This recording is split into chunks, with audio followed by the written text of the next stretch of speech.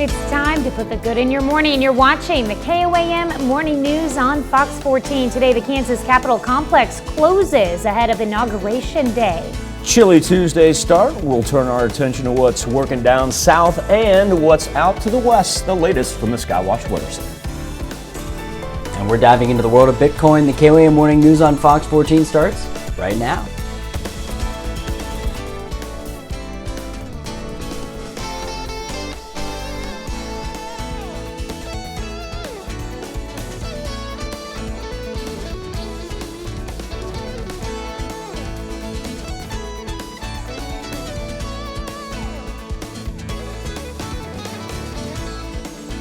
Thanks for joining us for the KOAM Morning News on Fox 14. I'm Tanya Bach. New this morning, 3 people are dead following a wreck in Wilson County, Kansas yesterday. It happened a little before 6:30 on US 400. 40-year-old Curtis Wilkins of Cambridge, Kansas was heading west when he crossed the double yellow line. He hit a pickup driven by 39-year-old Tiffany Beckemeyer and her passenger, 18-year-old Randy Carlisle, both of Aurora, Missouri. The vehicles collided head-on and both caught fire. All 3 were pronounced dead at the scene. Authorities in Oklahoma arrest a suspect in a Lamar, Missouri murder. David Morris of Dunwig, Missouri was arrested yesterday in Grove, Oklahoma. Morris is a suspect in the July 2020 murder of 51-year-old Terry Harless of Lamar. 2 other suspects, Trey Akerson of Joplin and Lane Bronson of Webb City, have also been arrested in this case. All 3 are charged with second-degree homicide. Kansas is closing the Capitol Complex today and tomorrow ahead of Inauguration Day. Governor Laura Kelly says it's out of an abundance of caution after the FBI warned of possible armed protest in all 50 state capitals. In the wake of her announcement, Chief Justice Marla Luckert and a spokesperson for Secretary of State Scott Schwab said their offices would follow suit. The State House will remain open to those with specific business in the building, but closed to the public. Tight security is in place in Washington, D.C. to ensure a peaceful transfer of power when Joe Biden is inaugurated tomorrow. Aides say President Trump will spend his last full day in office issuing pardons and commuting the sentences of various federal offenders. A White House official told CBS News that as many as 100 people will be granted clemency. The Senate is set to begin confirmation hearings for President-elect Biden's top cabinet picks. Today's lineup includes the nominees for Secretary of State, Treasury, and Defense, Antony Blinken, Janet Yellen, and Lloyd Austin. The Jasper County Health Department reports 3 new coronavirus-related deaths. Officials say the patients were all women, 2 in their 80s and 1 in her 60s. These deaths bring the county's total to 113. Crawford County Health Department reports 1 new death, bringing that county's total to 35. You can get updated COVID statistics from other communities around the 4 states by clicking on the link at KOAMnewsnow.com. Missouri opens up the next phase of the state coronavirus vaccination plan. The state has started phase 1B, tier 2, which opens up availability to residents 65 and older and people with certain underlying health conditions. Mercy Hospital in Joplin just started vaccinating residents in the category yesterday. The McDonald County Health Department is doing the same, but they're the only 2 healthcare providers in our area that we've talked to that currently have vaccines for this phase. Officials at Freeman say it's not for a lack of trying. It is not a automatic that you get it. It's truly, we order it every week, just like everybody else is ordering it. And sometimes we get it and sometimes we don't.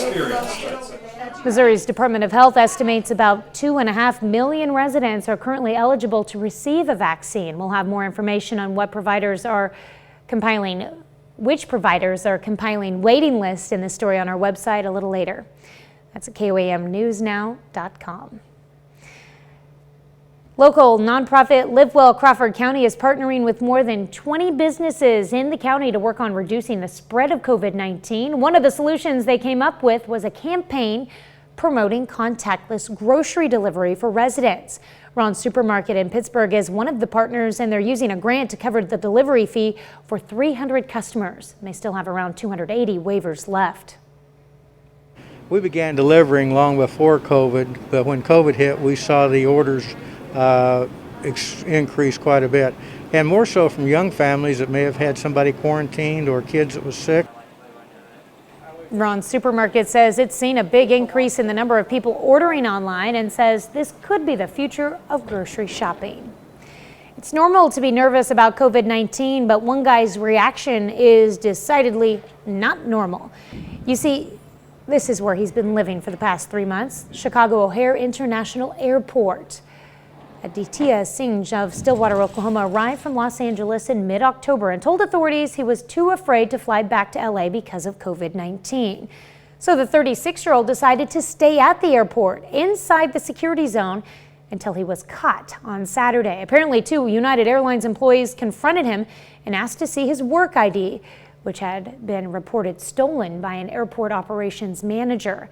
Now he's charged with felony criminal trespass to a restricted area of an airport and theft. Oh, here's big enough you can pull it off. It reminds me of the old Tom Hanks movie there. What? Yeah. Remember when we didn't have a country? He was forced to live at the airport. I once made a run with a 6-month-old in a car seat from one side of O'Hare to the other. A run. Got there, got to the gate, found out the flight had been delayed 3 hours. Oh man, that brings me back to memories of Dallas, going from A to E or different terminals like that. Man. Only at DFW, huh? Ooh, Only yeah. at DFW. You gotta time does that shuttle happen. just right. I never did figure that out. You know, Michael, we have a mutual friend, Chris, that I think he's been staying a little bit too long at Reagan International Airport. Our good friend Chris Van Cleve. We absolutely love him. Freeman Health System Sky Camera in Joplin, where it's been a little bit of a chilly morning. Our temperatures have kind of been stuck in the 20s for the most part. Speaking of stuck, there we go. There's the Skywatch storm tracker. Let's see if we want to go back now. Ha ha ha! We'll just have fun with the old remote control. 25 degrees is where we sit. We've actually lost 2 degrees here in the last couple of hours. Humidity on the rise as well. Breaking cloud cover in the north, but still pretty heavy there down in the south. Does make for a beautiful sunrise though. 25 in Pittsburgh, 29 in Neosho, and 27 in Chanute. Watch the swirl of the low pressure system as it moves off to the east. Nice thing about today, just sitting at 5 to 10 miles per hour, even though it's out of the north. Got that dividing line right there. You drop down below that, you've got some very nice warm January morning temperatures. We're going to pay attention to this right here, even though it shows up as snow for the time being, rain by the time it moves into us, and it's just going to be down to the south. Highs today in the mid-40s, partly cloudy skies. Future track's going to put us up into the 50s on Wednesday. Speaking of Wednesday, that is where on the bottom of your screen, that system that we were looking at out of the 4 corners pops up with just a little rain late Wednesday night into Thursday morning. Really doesn't want to dump a whole lot of rain until it gets on the other side of the Mississippi. Temperatures like this, 40s, 50s, 40s, 50s, back and forth, but nothing really abnormally cold. Tanya? Well, up next, the latest on the coronavirus pandemic. More alarming news in the coronavirus pandemic as we're about to approach the death toll of 400,000. I'm Deborah Alfrome with more on that and problems with a severe allergic reaction to the vaccine in a California clinic. And we look at the journey of Bitcoin and cryptocurrency. You're watching the KOAM Morning News on Fox 14. As President-elect Biden prepares to be sworn into office tomorrow, a different milestone will loom over his inauguration. U.S. is about to hit 400,000 dead from the coronavirus and possibly 500,000 next month. A prediction from the incoming CDC director. Deborah Alfrome has more. California continues to lead the world in coronavirus cases, with more than 3 million residents infected. LA County alone is seeing 1 death every 6 minutes. And in addition to the variant first discovered in the UK, there's evidence there's yet another new strain widespread in the state. We're working closely with all of these labs and our public health departments and the Centers for Disease Control and Prevention to better understand the significance of this variant. This as the state is putting a hold on a batch of more than 330,000 Moderna vaccine doses after numerous patients experienced severe allergic reactions at the same clinic.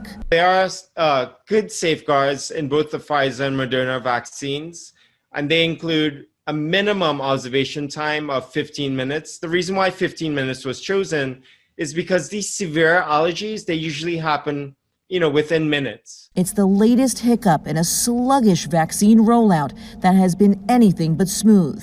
Only about 40% of vaccines shipped have been administered as of Friday. We're doing our best for everybody.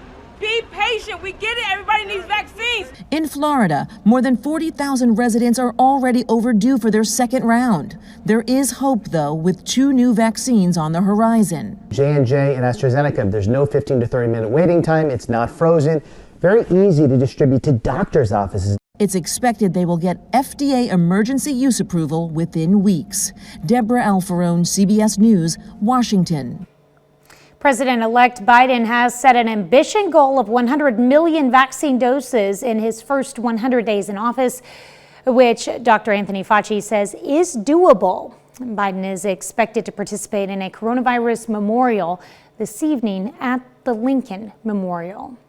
The pandemic has led to a shortage of blood donations, including a critical need for type O blood. To replenish the supply of Community Blood Center of the Ozarks, Freeman Health System in Joplin is hosting a blood drive today. That drive will run from 9 a.m. to 5 p.m. in the conference rooms of Freeman Hospital West. Freeman officials say donors 17 years of age or older who weigh at least 110 pounds and have not given blood in the past 8 weeks are encouraged to participate. Donors can receive a t-shirt and be entered into a drawing for a chance to get a new Nissan SUV. A new study shows people who recover from COVID-19 could have long-lasting immunity. The report, out today in the journal Nature, confirms previous research. It shows bits of the virus stay in the body even after the initial immune system response. Those seem to induce production of B cells that churn out more antibodies. Researchers examined the blood of 87 survivors 6 weeks and then 6 months after recovery. A DC activist organization is hoping to entice residents to get the coronavirus vaccine with marijuana. The program created by the organization DC Marijuana Justice is appropriately named Joints for Jabs. Its goal is twofold: to advocate for legalized marijuana and to promote vaccinations. Joints for Jabs begins as soon as the vaccine is made available to the general public in the nation's capital. And then home growers will hand out bags of weed to every person who gets vaccinated. The marijuana will also be reportedly high quality, grown by local home growers, free of pesticides and synthetic fertilizers. Now I've seen it all, Michael. It's DC. Doesn't surprise me one bit. Joints for Jabs. See story of former Mayor Marion Barry here. Weather almanac on our January 19th. We're going to end up right on par for where we should be in mid-January. The Skywatch storm tracker clearing out to the north, staying on the dry side, even with the cloud cover down to the south. If we could get down here just on the other side of the interstate, actually get some warm January temperatures. As far as what we're seeing here from the Freeman Health System sky camera, it's been a chilly one so far. 25 degrees is where we stand. Barometer on the rise, though, is a little low pressure system, a real low one, has moved off to the east. 26 in Lamar, 32 in Miami. Let's roll 27 in Nevada. That's that swirl I was talking about. Watch this thing push off over here. Wind just 5 to 10 miles per hour, even though it's out of the north, not really going to cause any havoc for today. We did see wind chills in the teens earlier. We've rebounded nicely. Iola was our low point, and Iola's back to 24 right now. That's that dividing line that I was talking about with the warmer temperatures down to the south. We're actually looking at this coming out of the Four Corners. And while it shows itself as snow right now, by the time it moves, combines, gets a little Gulf moisture, warms back up, it'll flip back over to rain. As I mentioned, high right on par for where we'd normally be, and then overnight slipping back down below freezing, but Wednesday is going to be delightful. We'll get some more sunshine than what we had today, and by the time we get into Wednesday afternoon, we're talking about 50s. Now, Wednesday night, late into Thursday morning, that's where we see a little bit of that want to pop up, but it's going to really just be down to the south, and then it really doesn't want to carry any intensity to it until it gets on the other side of the Mississippi. 50s on Thursday and Friday, can't beat it. Back down to the 40s for Friday and Saturday. Be back with more KOAM Morning News on Fox 14 right after this. On the KOAM News Now Facebook page and our morning Insta poll, President-elect Joe Biden saying he will not lift coronavirus travel restrictions, blocking outgoing President Trump's wishes. Our question to you is, should they stay in place?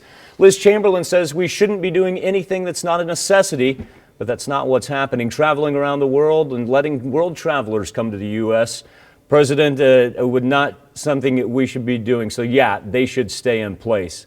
Thomas Mopfort says, it's not my president. He's just doing what Democrats plan to do. Promise one thing, then do the exact opposite. He is just making sure his finances grow by making sure his and Hunter's bosses / owners can come and go as they please. On the Insta poll this morning, 94% of you say yes, they should stay in place. Log on to KOAMnewsnow.com/vote. Now, since its introduction to the world in 2008, Bitcoin has taken currencies and economies by storm. In the first week of November, a single unit of the cryptocurrency was valued at $15,000, and since then has continued to grow up. We bring in our own Jesse Irwin, who give us a closer look. Jesse?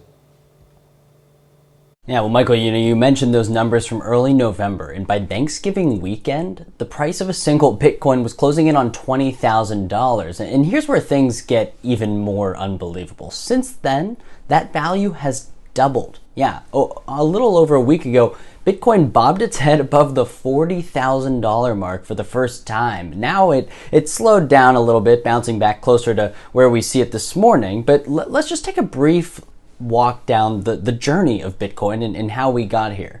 Now, it was launched 12 years ago by an unknown individual going by the name Satoshi Nakamoto. Now, Bitcoin, it was initially introduced into the online video game world and some other corners of the internet, and then very slowly, it begins picking up momentum and gaining value. Now, if we look at Bitcoin on January 19th, 2011, right, 10 years ago to the day, a single Bitcoin was being transacted at a value of 31 cents. That's 3 dimes and a penny, and that's not exactly where it is today. And only 6 months earlier than that, it was worth 6 times less, selling for only a nickel. But then, if you look at February 2011, I mean, that's the kind of jump that we're looking at. That becomes $1, right? So that's the growth spurt nature of Bitcoin, and that's what it's been dealing with and working with over the last 12 years. And if you ask Stephen Cole, he's a Neosho native who's been watching it all just catch on for a while, he's not surprised at all. I went to Missouri Southern to present at Computer Science Club about Bitcoin it wouldn't have been later than 2016. It might have been even 2015. And I remember at the end of the presentation, I just gave people a little bit of Bitcoin. It was only like $5 worth at the time for a handful of people. But I often wonder if they kept it, and it's worth a lot more than $5 now. So, well, we don't know exactly when Stephen gave it to them, but $5 worth then would be a couple $100 worth today. So hopefully they held on to it. At the same time, Bitcoin's value can be volatile, and many regulators stress that getting into the world of cryptocurrency is a risky investment. So if you're thinking about diving into it, make sure to do your research. Later today, Ezra and I are going to post a video on our Facebook page where, I'm going to do my best to explain in detail how Bitcoin works and how the technology behind it was designed. Now, we'll break it all down. I would have done it this morning. It's very overwhelming for this early in the morning, but trust me, we're going to break things down that way. And then coming up in a little bit here on Fox 14, we're going to learn more about Stephen's involvement in the world of Bitcoin and what he's doing now in that world in order to make it more private, more secure, and ultimately more successful. So we'll have that for you coming up in a little bit, Michael. Hey, looking forward to that. Thank you, my man. We'll be right back with a restoration project for a 4-state landmark right after this. It's time to honor today's 4-state hero.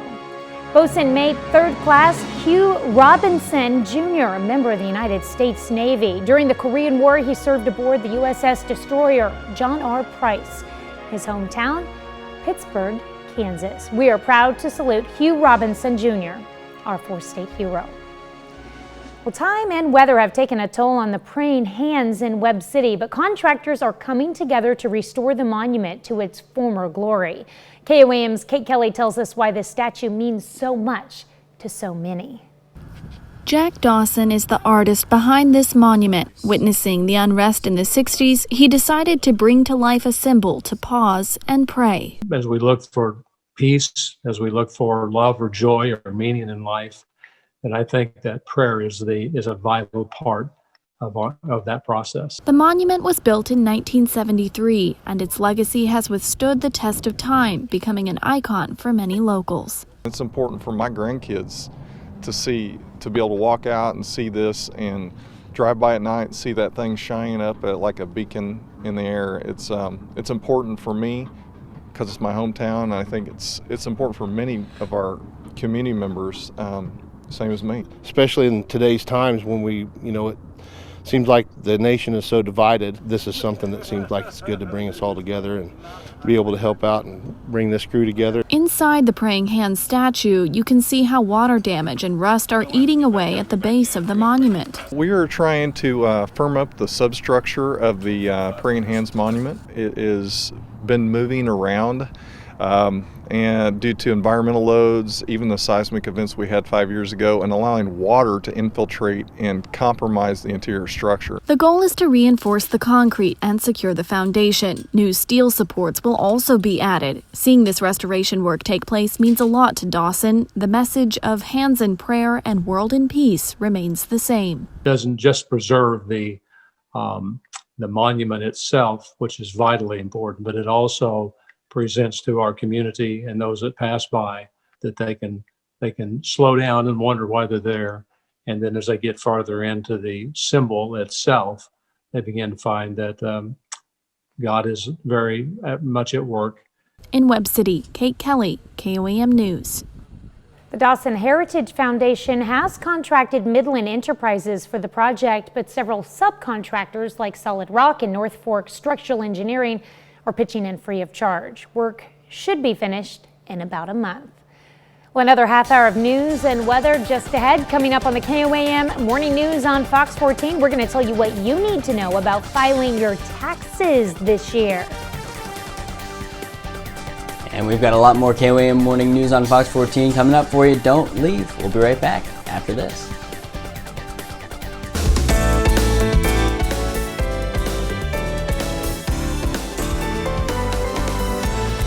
Welcome back to the KOAM Morning News on Fox 14. It's currently 7:31. Let's take a look at today's top stories. New this morning, 3 people are dead following a wreck in Wilson County, Kansas yesterday. It happened a little before 6:30 on US 400. 40-year-old Curtis Wilkins of Cambridge, Kansas was heading west when he crossed the double yellow line. He hit a pickup driven by 39-year-old Tiffany Beckemeyer and her passenger, 18-year-old Randy Carlisle, both of Aurora, Missouri. The vehicles collided head-on and both caught fire. All 3 were pronounced dead at the scene. Authorities in Oklahoma arrest a suspect in a Lamar, Missouri murder. David Morris of Dunwich, Missouri was arrested yesterday in Grove, Oklahoma. Morris is a suspect in the July 2020 murder of 51-year-old Terry Harless of Lamar, Missouri. 2 other suspects, Trey Akerson of Joplin and Lane Bronson of Webb City, have also been arrested in this case. All 3 are charged with second-degree homicide. Kansas abortion opponents are moving with unusual speed to put an anti-abortion amendment to the state constitution on a ballot. Backers of the measure fear a COVID-19 outbreak could thwart them if they delay.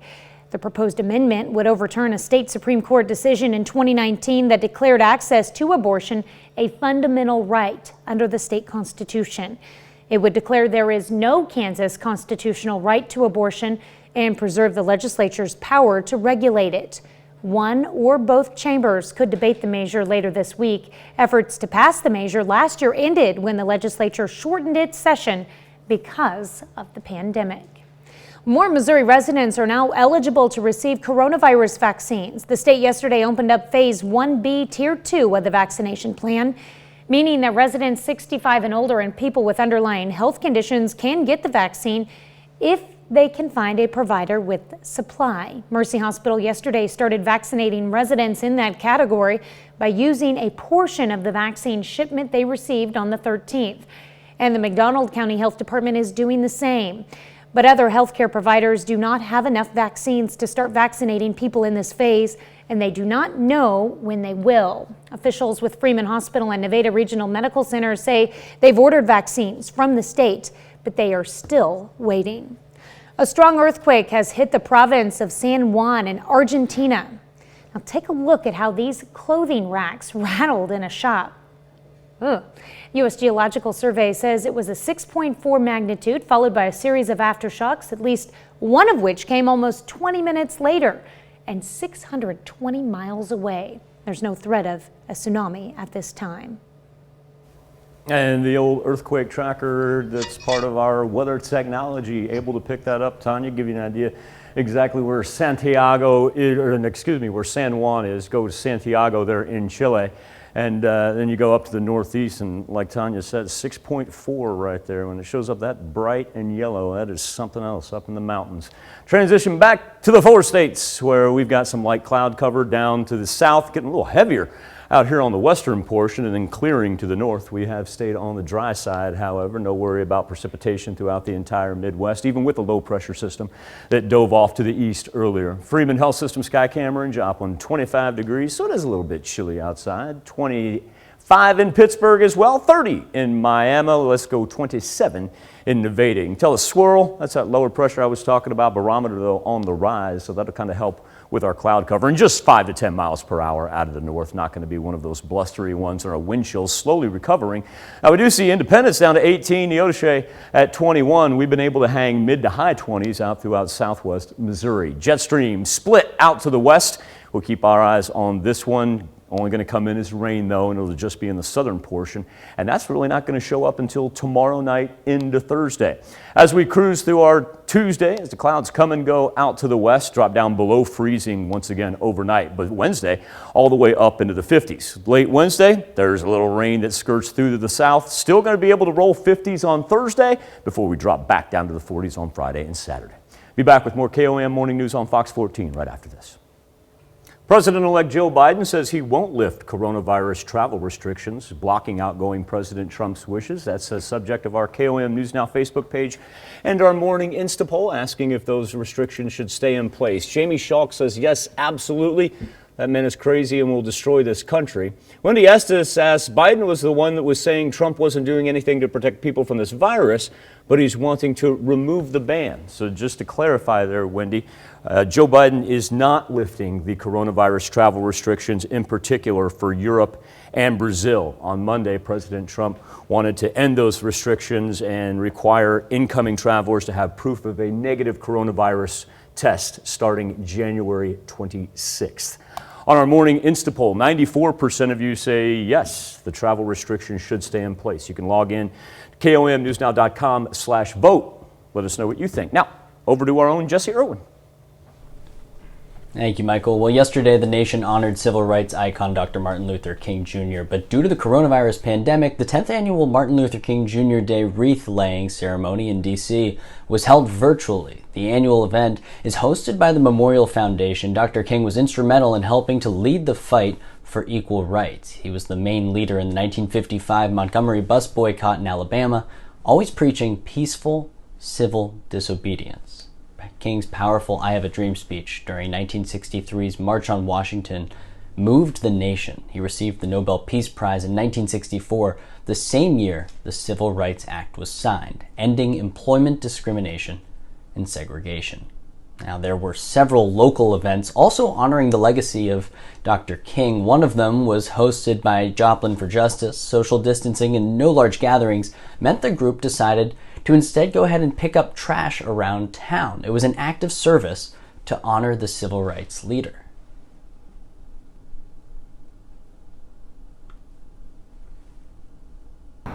You know, we really want to be able to be unifying, which was a big message for Martin Luther King Jr. We want to be able to unify the community and help each other and be there for each other. So really, it was just an opportunity where everybody doesn't have to go, stand on a corner in the cold weather.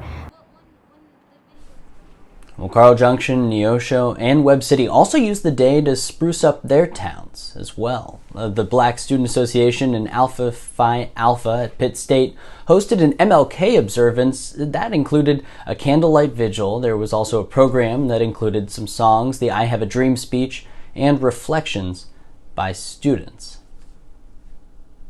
Care for each other and show empathy, because I think that's what King really meant with everything that he did. He was about nonviolence, he was about peace, and I think that's where we need to get back to today. Went against everything that they all, and Well, the public was invited and social distancing measures were put in place for that as well. Now, over in Joplin, MSSU's MLK observance included feature speaker Nimrod Chappell Jr. He's president of the Missouri State Conference of the National Association of Colored People and for the advancement of colored people. And there were also music performances as well, and it was hosted by Officer Victor Sly.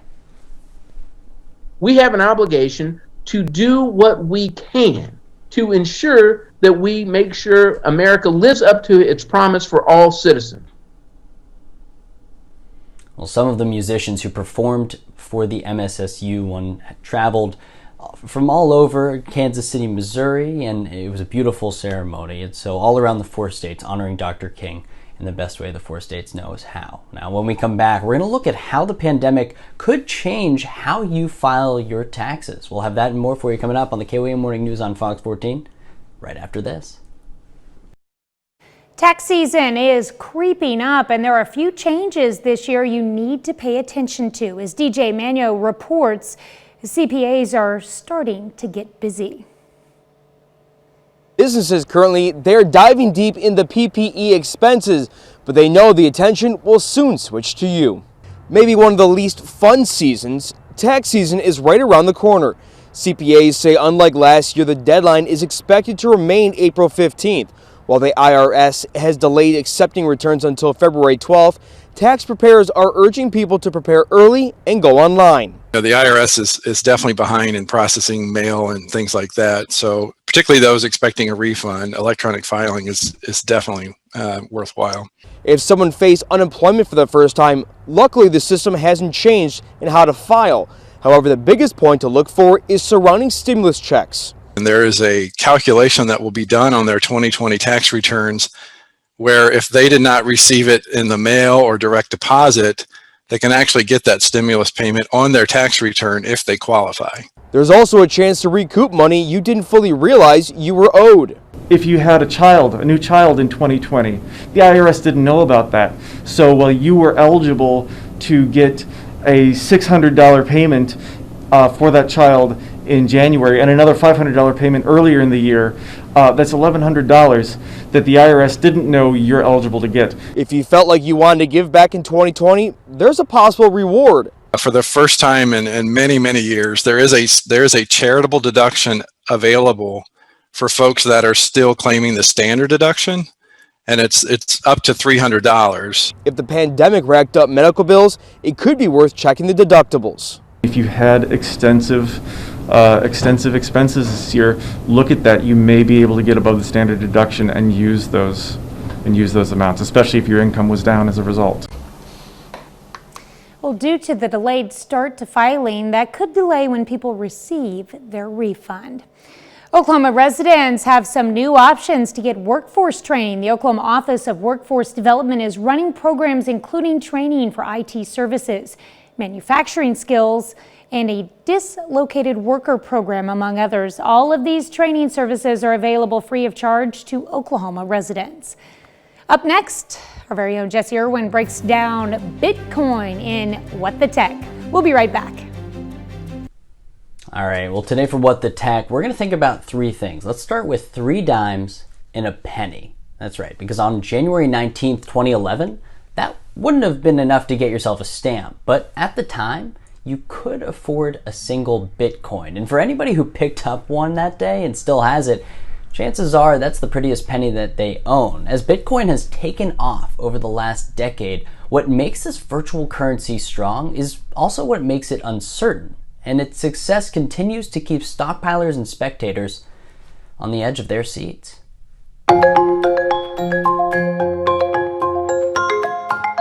We sell gold and silver, so it's interesting. If it's called digital gold, we want to have a part of it. Bitcoin, the mother of all cryptocurrencies. Call it an investment in the invisible, but since the first transaction with it in 2008, the tender of the tech world has continued to prove analysts wrong and make its early investors ridiculously wealthy. And people are interested in it. They've watched it since we had it on our sign, since under $1,000, and now it's went as high as $42,000. Most people who buy Bitcoin buy it and hold it. That's what they want to do with it.